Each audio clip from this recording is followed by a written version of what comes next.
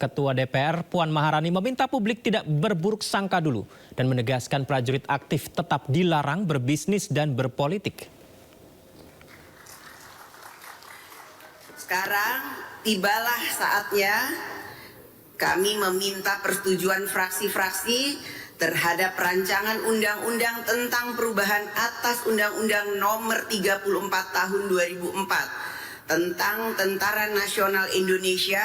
Apakah dapat disetujui untuk disahkan menjadi undang-undang? Terima kasih.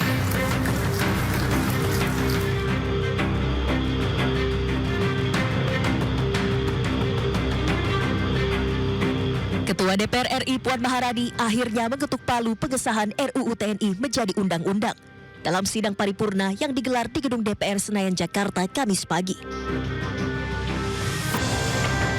Paripurna pengesahan RUU TNI dihadiri 412 anggota Dewan dan turut dihadiri Menteri Pertahanan Syafri Syamsuddin, Panglima TNI Jenderal Agus Subianto, Menteri Sekretaris Negara Prasetyo Hadi, dan sejumlah pejabat lainnya. Sebanyak 8 fraksi di DPR atau seluruh fraksi menghadiri rapat paripurna dan menyatakan setuju atas RUU TNI. Tak ada penolakan dari 8 fraksi di DPR, namun masing-masing fraksi memberikan catatan. Atas pengesahan RUU TNI yang menuai kontroversi, Ketua DPR Puan Maharani menegaskan Undang-Undang TNI yang baru tetap melarang prajurit aktif untuk berbisnis dan menjadi anggota partai politik.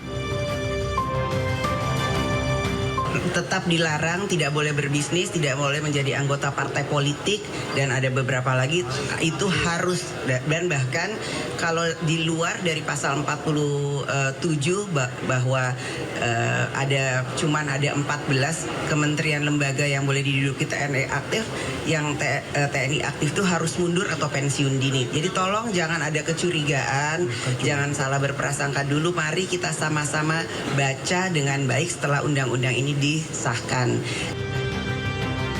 Dalam RUU TNI yang telah disahkan, perubahan yang paling menjadi sorotan adalah jabatan TNI aktif di Kementerian Lembaga Sipil. Yakni TNI aktif kini bisa menjabat di 14 kementerian lembaga. Batas usia pensiun juga diatur berdasarkan kepangkatan, yakni paling tinggi 63 tahun untuk perwira tinggi bintang 4 dan dapat diperpanjang hingga 2 kali. Dari Jakarta, Tim Liputan iNews melaporkan. Ya, pengesahan Undang-Undang TNI disambut aksi massa di sekitar Gedung DPR RI Senayan, Jakarta sejak pagi loh pemirsa. Dan kita akan cari tahu lantas seperti apa aksi demonstrasi saat ini di depan Gedung DPR. Ada Syahreza Zanski. Selamat malam Syahreza, apakah saat ini masih terjadi berlangsung unjuk rasanya Syahreza?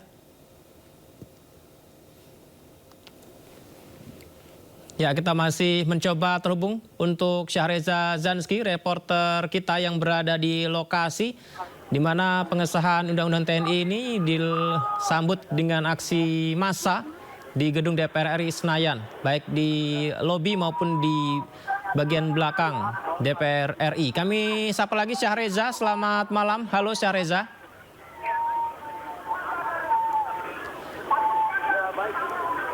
Baik, Syahreza, bisa disampaikan aksi unjuk rasa apakah masih berlangsung hingga malam ini, mengingat aksi ini sebenarnya sudah berlangsung dari pagi tadi, Syahreza?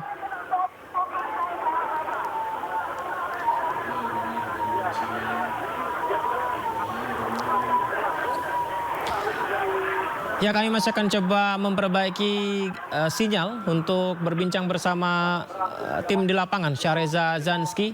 Kita bisa saksikan bersama-sama suasana yang berlangsung hingga malam ini pemirsa.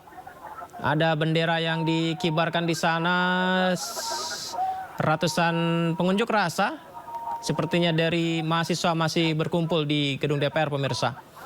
Ya, Ketua DPR RI Puan Maharani memberikan keterangan usai memimpin sidang paripurna pengesahan Undang-Undang TNI. Dalam kesempatan ini Puan meminta demonstran membaca baik-baik Undang-Undang TNI terlebih dahulu.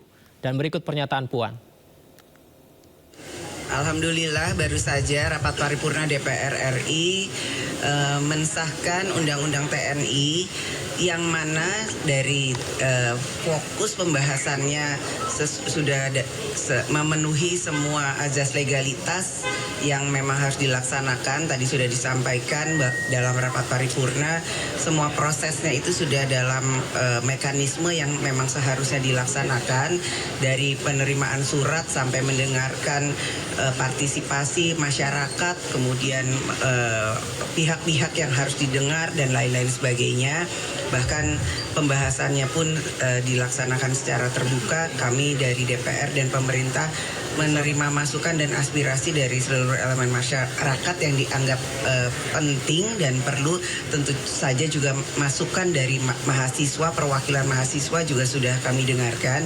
Jadi pembahasan dari RUU TNI yang direvisi kemudian tadi disahkan menjadi undang-undang, ada 3 pasal yang fokus kemudian dibahas, yaitu pasal 7 terkait dengan OMSP, operasi militer, kemudian terkait dengan pasal 47 yang mana ada penambahan dari 10 bidang yang memang bisa ditempati oleh TNI aktif dari 10 menjadi 14. Kemudian masalah pensiun yang mana ada masalah keadilan. Jadi hanya 3 hal tersebut, dan tadi kami juga sudah menegaskan bahwa kami DPR RI dan pemerintah tetap menegaskan bahwa tetap mengedepankan supremasi sipil, kemudian hak-hak demokrasi, kemudian juga hak asasi manusia sesuai dengan aturan perundangan di Indonesia dan internasional. Jadi kami berharap dan menghimbau adik-adik mahasiswa yang saat ini mungkin masih belum mendapatkan penjelasan atau keterangan yang dibutuhkan, nanti kami siap untuk memberikan penjelasan bahwa apa yang dikhawatirkan, apa yang dicurigai, bahwa ada berita-berita yang kemudian